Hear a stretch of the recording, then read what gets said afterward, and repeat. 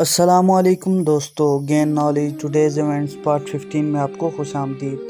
Events of 30 ستمبر 30 ستمبر 622 نبی کریم صلی اللہ علیہ وسلم نے مسجد نبی کی بنیاد رکھی۔ 30 ستمبر 1947 پاکستان اقوام متحدہ کا رکن بنا۔